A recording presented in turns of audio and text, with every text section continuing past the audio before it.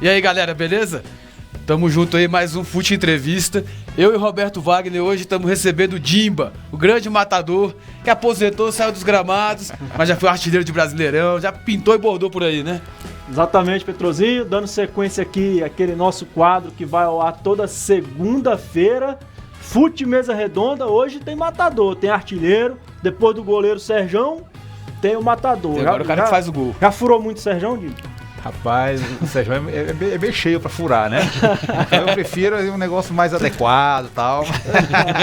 Mas é muito bom participar com vocês aí, eu acho que o programa é interessantíssimo e tem tudo pra bombar. Então tô muito feliz de vir aí, podem contar comigo sempre. Beleza. E Dimba, e agora? Quantos anos de idade? Cara, ou vai esconder também? Não. Tenho 44 ou 45, hein, Petro? Você que me acompanhou. Caramba, até esqueceu. Eu acho que é 45, eu tô esquecendo as coisas. Mas é porque eu me sinto tão jovem, cara. Tô tão bem, fininho, legal. Então eu também, tô bem fininho, legal. Tem gente em forma aqui nesse negócio. Pois é, Dimba, conta um pouquinho pra gente aí, você que já brilhou muito nos gramados do Brasil, já jogou fora também. O que o Dimba faz hoje? Tá só na manha, curtindo? Veja bem, eu passei muito tempo dentro dos gramados, né? Foi dos 18 até os 42, 43 anos. Então eu resolvi dar uma pausa, né? E essa pausa, quer dizer, eu me dei, eu não deixei ninguém me parar, viu? Eu resolvi parar, ficar tranquilo e comecei a aproveitar a vida um pouco, coisa que eu não fazia antes, porque eu não tinha tempo, e até porque quando tinha qualquer coisa que a gente fazia, os caras falavam que a gente estava fazendo coisas erradas. Então aí eu parei, dei uma viajada legal, estava viajando até semana passada agora, entendeu? Aproveitando a vida. Aí agora que eu aproveitei bastante, é hora de voltar ao futebol. Agora a gente vai pensar da forma que a gente vai poder colaborar. Já ia falar sobre isso. O Júnior, pentacampeão junto com o Lúcio, 45 anos, está aposentado há não sei quanto tempo, disse que vai voltar. Corre o risco do Dimba aparecer em campo. Engraçado que ontem eu fui até assistir um jogo do Campeonato de Brasília. E acabei sendo convidado pra jogar, por incrível que pareça, né? O cara olhou pra mim e falou: e aí, você anda fazendo? Eu falei: nada. Falou: pô, você tá legal, fininho, vamos ajudar a gente aqui. Eu falei: não, ajuda, você quer que eu faça o quê? Você quer que eu dê uma força em alguma coisa extra-campo? Não, jogando. Aí eu falei: cara, só falta passar uma tintinha no cabelo, que aí fica legal. Mas esse negócio que você falou que não podia fazer, que as pessoas reclamavam, o que é assim, por exemplo? Não, é porque a maioria das pessoas sempre pensou que eu era aquele cara que bebia, que fazia... Não, eu sempre fui muito tranquilo, né? Então, algumas coisinhas que a gente acabava... Eu tava tomando um Guaraná, o Guaraná tem a cor de uma cerveja, não é isso? Então, você tava num copinho lá meio amarelo, tá bebendo, né? Aí você tava tomando uma soda limonada que é branca, tá tomando uma pinga. Cara, então era meio complicado, né? Então eu me privava de bastante coisa, justamente para não dar motivo para ninguém. Mas, né, agora eu estou bastante tranquilo e vamos que a vida é muito boa. Com certeza, ó, tem deve ser algum time te querendo aí. Não ligue agora, ligue depois. Exatamente. Então, Dimba, nessa de... Eu lembro ali no final da sua carreira, tava no Ceilândia, e aí você notabilizou uma rivalidade legal, né? Ceilândia e Brasiliense, virou ali um nível bem legal de rivalidade, disputa. E naquela época, eu imagino que seja essa época aí que diziam que você estava fazendo coisa errada, você se notabilizou também por dançar, brincar. Tem um vídeo seu na internet dançando no karaokê. Pra que serve polícia, Dimba? Vamos falar de segurança. Pra que serve a polícia? Eu sei pra que serve, mas muitas vezes elas fazem as coisas certas, porém não são tão valorizadas como deveriam. Mas assim, naquela época foi bastante legal tudo que acontecia, porque a gente procurava, né, fazer um movimento diferente justamente para que o Campeonato de Brasília tivesse uma visualização boa, né, que o pessoal acompanhasse. Então, quando se tem coisas extra-campos, lógico que tudo dentro de uma normalidade, saudável, dentro de um padrão, eu acho que é legal para quem joga, para quem é da imprensa e aqueles que procuram acompanhar assistindo. Tamo aqui, ó. Alô, Schwenk, tá o vídeo aí, ó. Pra quem não lembra, solta um pedacinho aí do Dimba aí cantando no karaokê. Isso ele ainda jogava bola, metia gol. Olha a agilidade dançando, é mesmo de campo. Olha lá. Ó. Ih, rapaz. Vai ter que fazer isso, Alfinete, depois. Você não sai igual ali, ó. Administrado aqui, pessoal. Ó, ali o cara dá pra ver que tá tudo em cima. Joelho zerado, tornozelo perfeito. Porque pra fazer aquilo ali tem sem dor nenhuma, igual a ginga.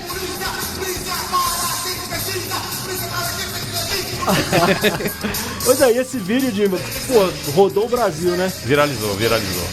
viralizou. E foi uma coisa assim espontânea, entendeu? Porque ali se você tava onde? puder observar, eu tava na casa de um irmão, né? Que a gente sempre gosta de fazer uma festinha e tal. Minha mãe ali, ó, aquela de verde é minha mãe, aquela senhora ali, minha mãe, quer dizer. Onda lá. Pra você ver que o negócio lá é espontâneo, lá não tem isso. E tinha bastante gente, né? Tinha muitos amigos, tal, bastante gente acompanhando.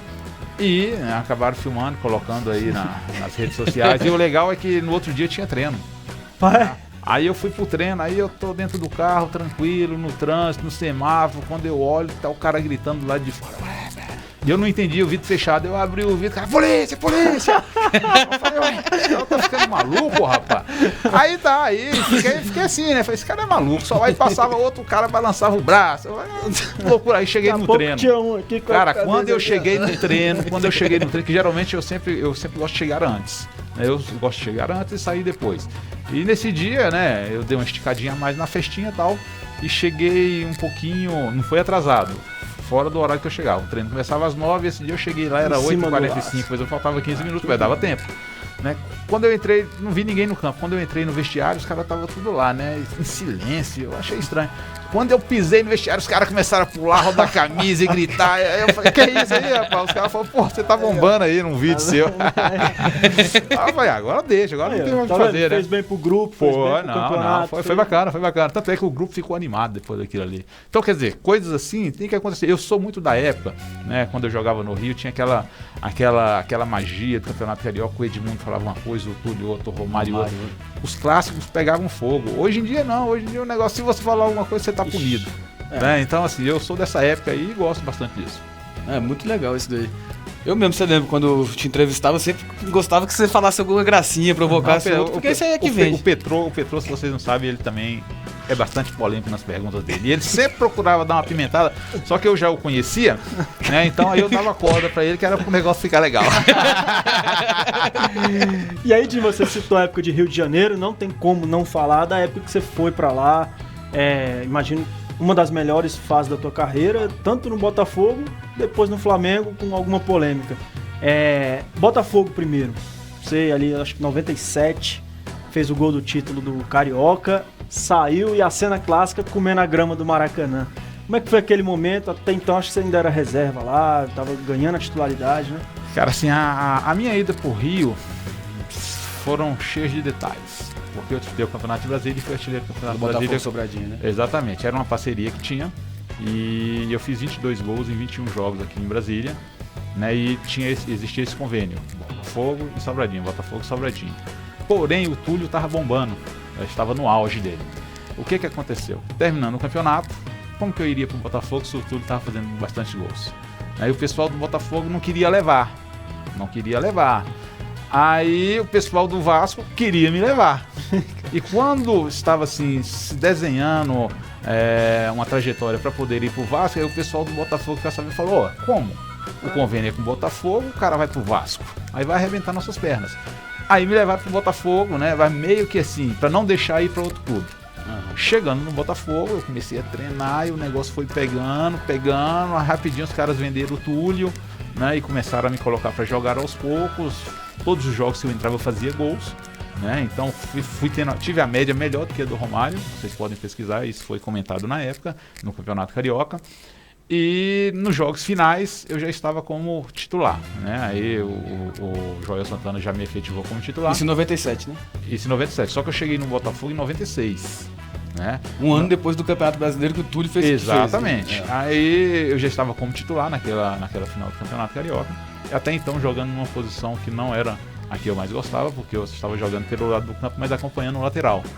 Quer dizer, então aquilo ali estava me matando. Mas aí eu falei, cara, eu tenho que fazer algo diferente. Foi quando eu recebi um lateral do Wilson Goiano, o melhor lateral que o Wilson Goiano já cobrou na vida dele, ele sabe disso. Então eu recebi essa bola, né?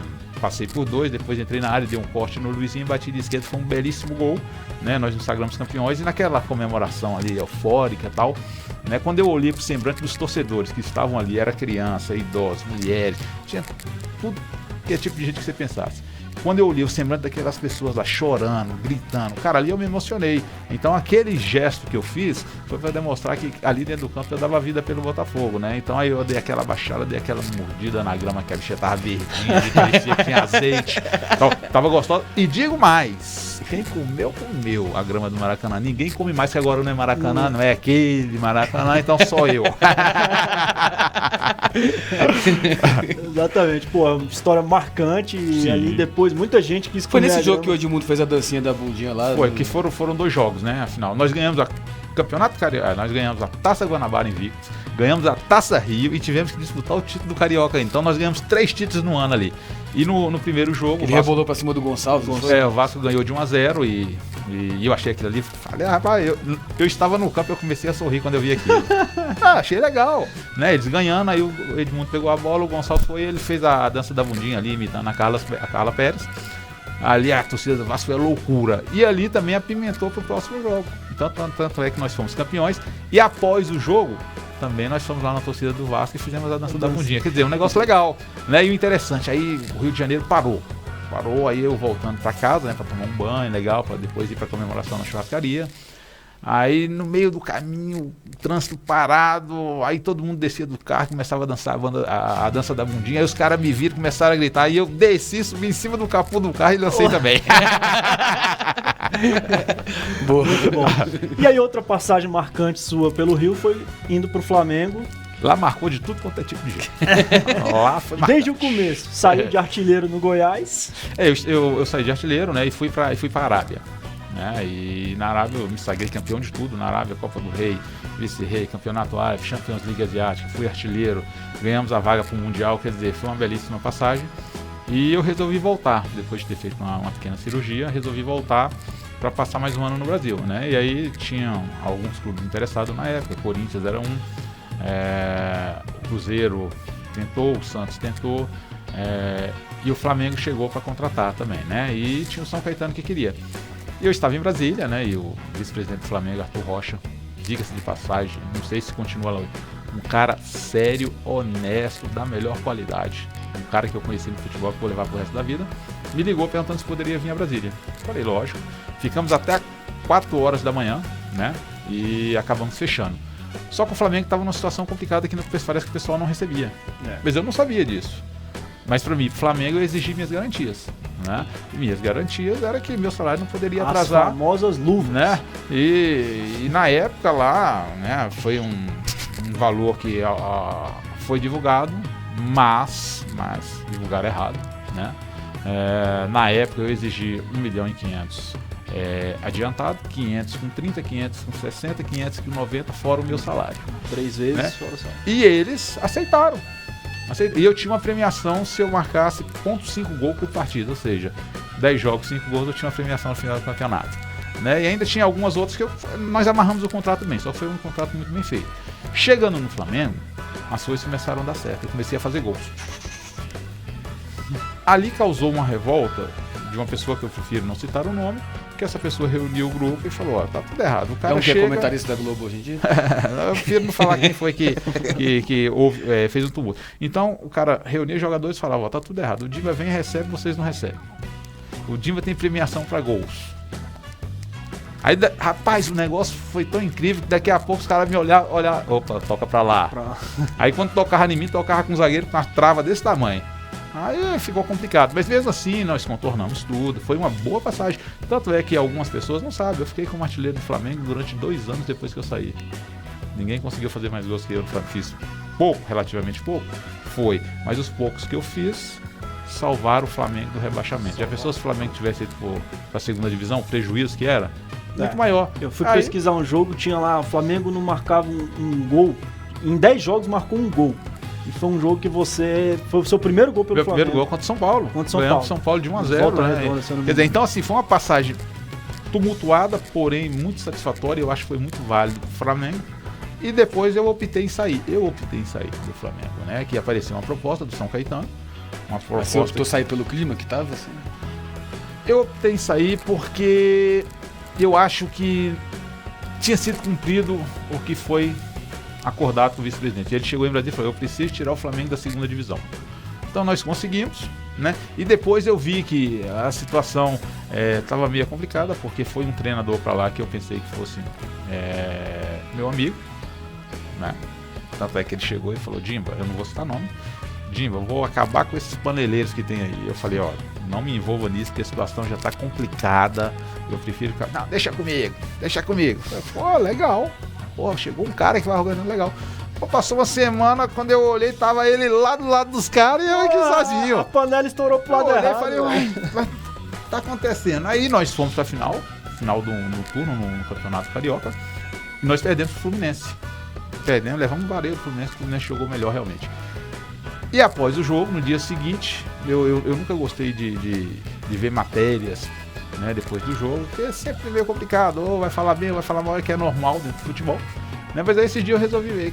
Quando eu liguei o rádio, o treinador estava dando uma entrevista falando que o Flamengo tinha perdido o título por minha causa.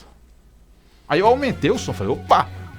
Aumentei. Aí ele foi falar: não, é porque os caras estão bicudo com o Dimba, então não tá correndo, aí o time não tá rendendo. Aí eu passei na banca pra conferir, né? Porque geralmente saiu na rádio, vai sair, né? Porque aí virar a mesma coisa, falando que nós tínhamos perdido o título por minha causa, porque os caras estavam bicudo comigo. Aí então a culpa não é minha, a culpa era de quem tava bicudo comigo, né? Aí eu fui nele, cheguei nele, perguntei pra ele, aí falei pra ele, falei: ó, a partir de hoje eu não jogo mais com você. Não jogo mais com você. Que isso, você entendeu mal? Eu falei: não entendi mal, eu não jogo com você. Tá, eu vou treinar separado aqui e tal, e fiquei.